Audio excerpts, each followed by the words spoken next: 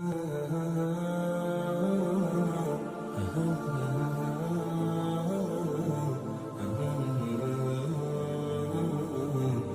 اللہ تعالیٰ نے حضرت آدم علیہ السلام کو پیدا فرمایا، فرشتوں اور شیطان کو حضرت آدم علیہ السلام کے حضور سجدہ کرنے کا حکم دیا تو سب نے سجدہ کیا، لیکن شیطان نے انکار کر دیا۔ اللہ تعالیٰ نے بھی اس شیطان کو لعنت کے طوق کے ساتھ جنت سے نکال پھینکا، جو کہ شیطان کو جنت سے نکالے جانے کی وجہ حضرت انسان ہوا۔ تو اپنے عہد کی آگ بجھانے کے لیے شیطان نے اللہ کے نیک بندوں کو سیدھے اور نیک راستے سے ہٹانے کا کام شروع کر دیا۔ مختلف نبیوں اور رسولوں کے دور میں ان سے ملاقات کرتا رہا اور ان کی قوم کو تباہ اور برباد کرنے کے لیے الگ الگ چالیں چلنے لگا اور ان کو گمراہی میں ڈالتا رہا، جن کی وجہ سے ان پر دردناک عذاب آئے اور ان کا نام و نشان مٹ گیا۔ ایک مرتبہ جب حضرت موسیٰ علیہ السلام سے شیطان کی ملاقات ہوئی تو شیطان نے آپ علیہ السلام سے کہا، اے موسیٰ، اللہ تعالیٰ نے آپ کو اپنے رسالت کے لیے مکروز فرمایا ہے اور آپ سے ہم کلام ہوا ہے۔ میں بھی خدا کی مخلوق میں شامل ہوں اور مجھ سے ایک گناہ سرزد ہوا ہے۔ اب میں توبہ کرنا چاہتا ہوں۔ آپ اپنے پروردگار کے پاس میری سفارش کریں کہ میری توبہ قبول کرے۔ حضرت موسیٰ علیہ السلام نے اللہ تعالیٰ سے دعا کی۔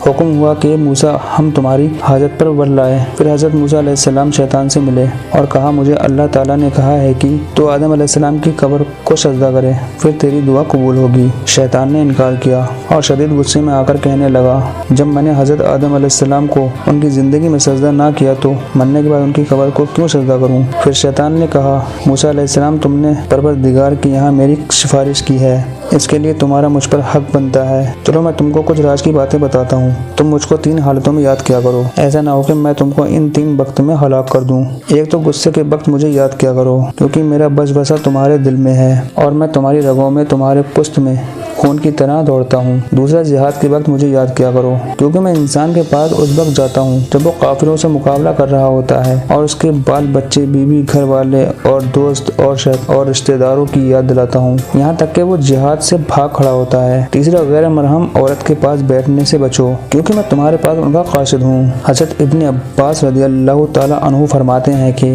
ایک دن حضور نبی کریم صلی اللہ تعالیٰ علیہ وسلم مسجد سے باہر نکلے تو وہاں شیطان کھڑا ہوا تھا۔ آپ صلی اللہ علیہ وسلم نے فرمایا، اے کمبخت، کیا چیز تجھے مسجد کے قریب لائی ہے؟ شیطان نے کہا، حضور، مجھے اللہ تعالیٰ آپ کی خدمت میں حاضر کیا ہے۔ آپ صلی اللہ علیہ وسلم نے فرمایا، اللہ تعالیٰ نے تجھے میرے یہاں کیوں بھیجا ہے؟ شیطان نے عرض کیا، تاکہ آپ مجھ سے کچھ پوچھیں۔ حضرت ابن عباس رضی اللہ تعالیٰ عنہ فرماتے ہیں، پہلے آپ صلی اللہ علیہ وسلم نے نماز کے متعلق پوچھا، اے شیطان، میری امت کو نماز و جماعت سے کیوں روکتا ہے؟ شیطان نے عرض کیا، حضور، جس وقت آپ کا کوئی امت نماز و جماعت کے لیے گھر سے نکلتا ہے تو مجھے ایک بیماری گھیر لیتی ہے، جب تک وہ واپس نہیں ہوتا میں اسی بیماری میں مبتلا رہتا ہوں۔ پھر آپ صلی اللہ علیہ وسلم نے پوچھا، تو ان کو علم اور دعا سے کیوں روکتا ہے؟ شیطان نے عرض کیا، ان کی دعا سے میں اندھا اور بہرا ہو جاتا ہوں، مجھے اس وقت شفا حاصل ہوتی ہے جب وہ فراغت پاتا ہے۔ آپ صلی اللہ علیہ وسلم نے فرمایا، ان کو قرآن پڑھنے سے کیوں روکتا ہے؟ شیطان نے عرض کیا، جب وہ قرآن پاک پڑھتے ہیں تو میں آگ میں پڑا رہتا ہوں۔ پھر آپ صلی اللہ علیہ وسلم نے فرمایا،